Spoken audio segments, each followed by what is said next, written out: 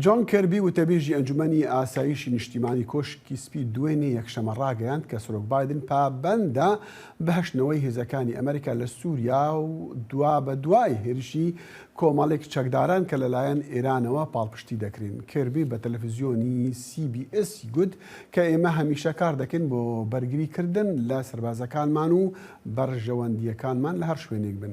خەسرۆ ئەڵماسی خوێندکاری پەیوەندیان نێودەوڵەتیەکان لە زانکۆی جانز هاپکینز لە واشنگتن لەگەڵماندایە بۆ وتوێژ لەسەر ئەم بابەتە. بەیانی باش کاخسرۆ پرسیاری ئەوە یەکەم ئەوەیە بۆ ئێران لەم کاتەداوە لە ناو سووریادا هێریش دەکاتە سەر بنکەیەکی ئەمریکی. مەسیجەکەی چی بوو؟ بانێوش باش کاک دەخێ زۆر سپاس.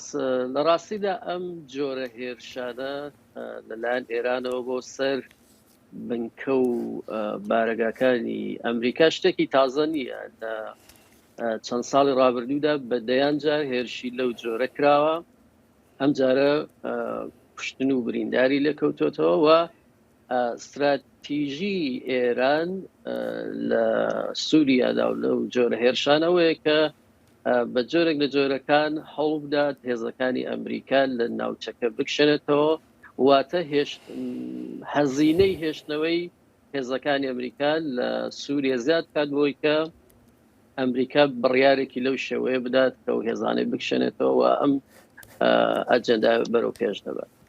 کاخسرۆ ئێمە چی دەزانین لەبارەی زیانەکان و لە کاریگەری هێرشەکانی؟ مە دەزانین کە پەلاماری فڕۆکەیەکی بێفڕەوان درۆنێکی کە سەر بە ئەو کۆمەڵانن سەر بە ئێرانن کارمەندێک لەگەڵ هێزەکانی ئەمریکی کوشت پێشتەند ڕۆژێک وە چەندێکش بریندار بوون، بەڵام ئەو پەلامار و ئێریشانی کە فڕۆکەی ئەمریکی دەکەنە سەر بنکەکانی کە بەناو سەر بە سوپای پازارانی ئێرانن لە ناو سووریادا، کاریگەری ئەوانە چەند بووە؟ زیانی ئەوانە هەبووە دەزانین یاننا؟ بەڵێ پێ و زانیاریە سەرەتانەی کە هاتوونەتە دەرێ ئەو هێرشە بەرسیڤانەی یا تەلافی جویانە تا ئێستا دەڵێت کە زیاتر لە 19 کەس لە هێزەکانی سووریە هێندەکان 3 بۆ 4 کەسی بۆ بزانام سەر بە سوپای سووریان یعنی هاوڵاتی سوورین و ئەوانەی دیکان سەر بەو گروپە میلیشیانن کە لەلایەن ئێرانەوە پاڵپشتی دەکرێن. ئەمە وە لەو شۆنانەی کە بڵێین ئەم هێرشە لە ڕۆژی پێنجشەمبەدا بۆ سەر بارەگاکانی ئەمریکا کرد، ئەو شۆنانیان کرد ئاماژ لە ڕۆژی هەینی و زانیارەکان تا ئێستا باز لەوە ئەو ژمارە دەکەن. یعنی ئەمە ئەبێ بەهۆی ئەوەی بە پێ ڕاگەاندنەکان کە ئێمە لە جۆن کەربیمان بیست و لە پێشترش لە ئەفسەرێکی پایە بەرزی پێنتاگۆنمان بیست کە ئەمریکا سوورە لەسەر ئەوەی کە هێزەکان لەوێ بمێنن، بەڵام ئەبێ بەهۆی ئەوەی زیاتر پشتیوانی لە هێزەکان بکەن بۆ ئەوەی تا ڕادەیەک ئەو هێزانەی کە بەسەر ئێرانن زیاتر نەتوانن هێرش بکەن یە زیاتر نەتوانن پێشکەوتن بکەن لە سووریادا. بڕیاری ناردنی هێزی زیاتر بۆ سووریا لە ئێستادا من بە بڕیارێکی ئەزانم من باسی پشتیوانی ئەمریکا دەکەم بۆ ئەو هێزانەی کە لە سووریا کات نەک ناردنی هێز. بەڵێ ئەو هێزانەی کە لە سووریا ماون نزیکەی ژمارەیان نزیکەی 900 کەسە لە هێزەکانی ئەمریکا، تەنیا شوێنێک کە دەتوانین بڵێن لەوانێ پشتیوانیان لێ بکرێت لەن سنتکام یان ناوەندی فەرماندەی ناوەندی هێزەکانی ئەمریکا لە ناوچەکەیە و هەروە لە عێراقەوە. لەم هێرشەشدا بۆ زانیاریتان بەشێک لەو هێزانەی ئەمریکا کە بریندار بوون و برینەکان قورس بوو دەست بەجێ ڕاگۆزران بۆ بنکەکانی ئەمریکا لە عێراق. لە ناوچەکەەوە لەوانەیە بڵێم پشتیوانی لەو هێزانە بکرێ و ئەو بە دوو فڕۆکەش ئەو فڕۆکانە خۆ لە سووریا جێگیر نین لە فەرماندەی مەرکەزی ئەمریکاوە هەستان و شوێنانیان لە ئەمانج، بەڵام وەکوی کە بڵێن ژمارە و هێزانە زیاد بکرێت بە بڕای من لە ئێستادا ئاستەمە.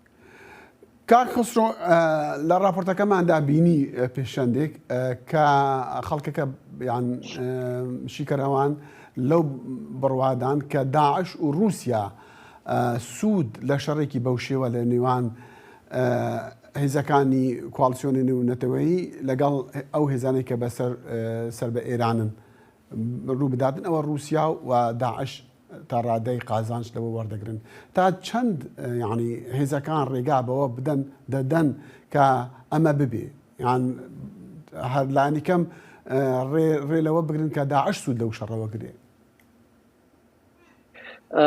ئەو جۆرە تێبینێکی دروستە. ئامانجی ئێران وەک باسم کرد کارێکە کە هەزینەی هێزەکانی ئەمریکا زیادەوە لە ناوچەکە بکشێنەوە، بەڵام هێزەکانی ئەمریکا تا ئێستاش بە بیانووی شەڕی داعش لە ناوچەکە هەن و ئەو شەڕی داعش بە هاوانگی لەگەڵ هێزەکانی سووریای دموکرات کە لایەن کوردەکانەوە سەرکردایەتی دەکرێت بەردەوامەوە هەر جۆرە ئاڵۆزیەک گیانەوە بە دڵنیاو دەبێتە بەهێزتربوونی داعش و هەروەها رووسیا من پێم وایە کوردەکان دەتوانن لەو استراتیجە هەڵ وەرگرن بە تایبەت لە ئێستادا کە رووسیا شەڕێکی لەگەڵ ئۆکراین ڕاگەیاندووە، ئەمریکا دەتوانێت لەو ڕۆوە ڕۆڵی زیاتر بجێڕێ و پشتیوانی زیاتر بۆ شەڕی لە ڕێگەی شەڕی داعشەوە بۆ خۆیان مسۆگەرکەن.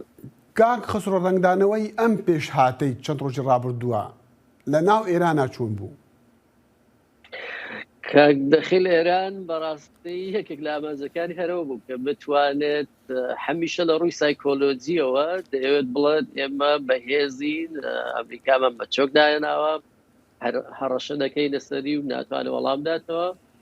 هەمیشە لەو جۆرە هێرشانە کەڵ وەردەگرێت بۆی کە لە ناوخۆی ئێران کەڵ وەربگرێت بۆی کە ئەجەنداکانی بە خەڵکی ئێران بفرۆشێتەوە. بەڵام وەک بینیمان کاردانەوەی هەبووە و هێرشە و وەک باسم کرد تەنانەت بازدەوە دەکرێت لەو 19 کەسەی کە کوژراون 6 یا 7 کەسیان سەر بە سوپای پاسداران ئێران و بڵێن هاوڵاتی ئێرانی بوون. بۆیە لە ناوخۆی ئێران وەک حکوومەت دەتوانین بڵین کە سەپۆرتی ئەو پشتیوانی لەو جۆرە هێرشانە کرد، بەڵام خەڵکی ئێران ڕای گشتی ئێران دژی ئەو جۆرە هەڵس و کەوتانە و دەستوەردانانە وەک لە شۆڕشی ژنجیان ئازادی دەیبینین خەڵک دژی سیاسەتی دەستوەردانی کۆماری ئیسلامیە لە ناوچەکەدا و بە زیان بۆ بەرژەوەندی گشتی و ئاسایشی نیشتمانی وڵاتەکەی دەزانن. کاخسۆ پرسیار کوتام ئەوە لەسەر درۆنەکان کە دەوتری ئەو درۆنەی کە بەکار هێناوە بۆ پەلامار یان هێرشکردن لەسەر بنکەکەی کوالسیۆنی نێونەتەوەی لە سووریادا هەمان درۆنی ئەوە بوو کە ئێران بە رووسیا دەداتن بۆ ئەوەی لە ئوکرانیا بەکاربێت تا چەندی ئەم زانیاریە ڕاستە؟ ئەوەندەی من تێبینیم کردووە تا ئێستا دەزانین کە ئێران هەم لە موشکدا هەم لە درۆنە بەهێزترین وڵاتە لە ناوچەکەدا تا ئێستا پارچەکانی درۆنەکە کۆکراتەوە خەریکن هەڵسەنگاندنی بۆ دەکەن دەکرێت بەڵام تا ئێستا دەرەنجامی کۆتایی بەردەست نییە بۆ جارێ لێ کۆڵینەوەکان بەردەوامن، بەڵام بە دڵنیاییەوە درۆنێک بووە تا ئێستاوە دەزانین کە درۆنی دروستکراوی وڵاتی ئێران بوو. خسرۆ ئەڵماسی خوێندکاری پەیوەندیە نێودەوڵەتیەکان لە زانکۆی جان هاپکنس لێرە لە واشتن لەگەڵ ماموو زۆر سوپاس. سپاس بێ.